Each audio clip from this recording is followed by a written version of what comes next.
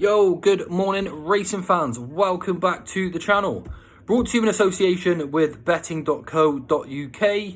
I'm Ginger Joe and I'm back with 5 selections for you for this evening's card over the sticks at Stratford. Now, even though I've got 5 selections for you, these are advised as win singles only. We've got some better racing coming up in the next few weeks over the sticks, and I will start getting back to the lucky 15s and lucky 31s. But for now, it's just 5 win singles for this evening's card at Stratford, and hopefully we can take a nice little bit of profit into Friday's action. Now, I've had a pretty decent week so far. I had a 9-2 nap landed in the group chat yesterday, and the day before I put up a nice 18-1 winner as well. So it's going pretty good. If you'd like to come over and join in on the group chat, there is a link in the description for you there.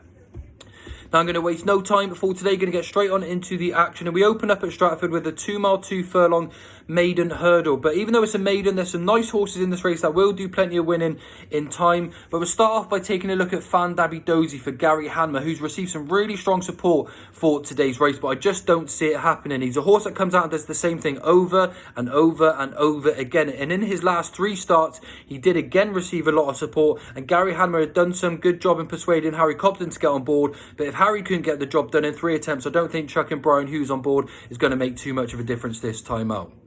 Harry Cobden is in the race though. He rides with Brian Ellison. He's got Dream Jet in the race, who was well supported in the big handicap last time out after showing no form previously. But he did travel nicely through the race, but when the pace turned, he had nothing to offer. And I'm just concerned that might be the same thing again today. I'm just not going to get behind him. Even though the money's come from him again, I think that support is a little bit widespread. He may be a horse that's shown a little bit more at home, but on the racetrack, he really is going to need to up his game. And I'm not going to take the chance and get behind the market support on Dream Jet this time. I'm also actually taking on the Geordie Ginger. Of course, I always back the Gingers. They usually do us pretty well. But I think there's a horse in here that's going to take a lot of beating, and that is Bridge Rambler for Martin Keithley.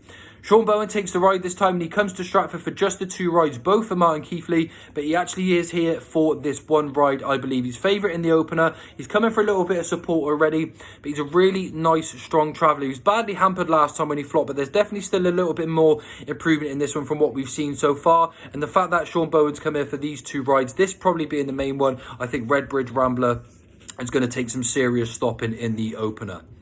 The next race, we've got a nice handicap chase to 5:30 at Stratford. Again, another Ginger in the race here, Bagheera Ginge.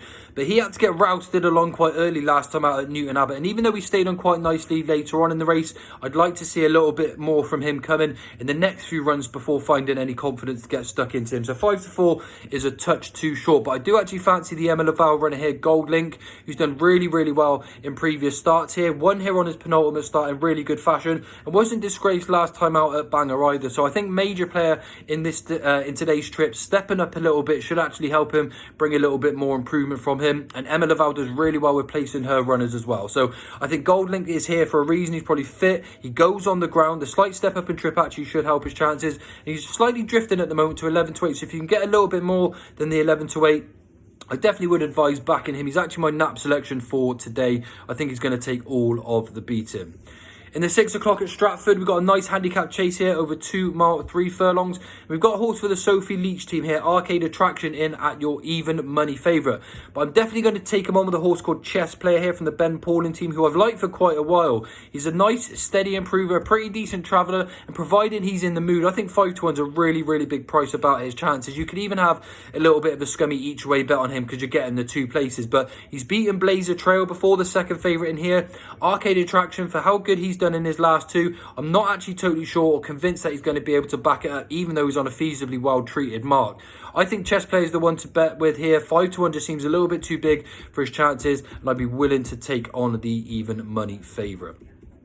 Then if we go to the 6:30 at Stratford, we've got a nice handicap hurdle over 2 mile, 6 furlongs. Now, I'm going to be a little bit risky with this one and try a chance on Glinger Flame. He's a nice 11-year-old, but he was held last time out quite easily. But he has actually shown some previously good form this season, along with 2 really good runs at Hexham. I've gone back and looked at both of those races, and I think either of those runs being repeated here would put him in with a really big chance. And I just thought he'd be a little bit shorter than 7-1, so I'm chasing a little bit of value. But I think Glinger Flame coming into this race in good form would have a really good chance of getting himself back on the winner's enclosure, even at the age of 11.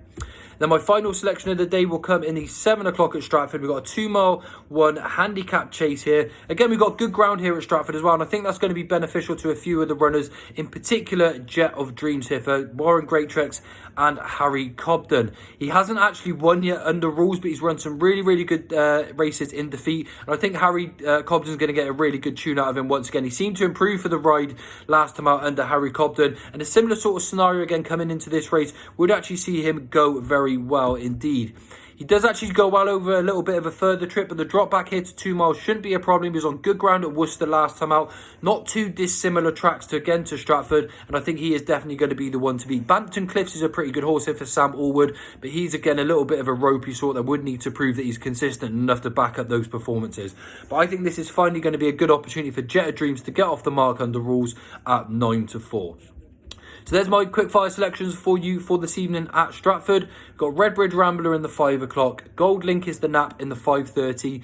Chess Player in the 6 o'clock at 5-1 overvalued. Glinger Flame in the 6:30 at 7-1 overvalued. And then Jet of Dreams at 9-4 in the 7 o'clock as my next best selection. Thanks everyone for tuning in. I hope you're all enjoying the content. If you're watching and you haven't subscribed, please do click that button below this video. It really does help me out a great deal, and I'm sure you'll get some good karma for doing that as well. So thanks everyone for tuning in. I'll be back again later on with some more selections for tomorrow's action. Bye for now.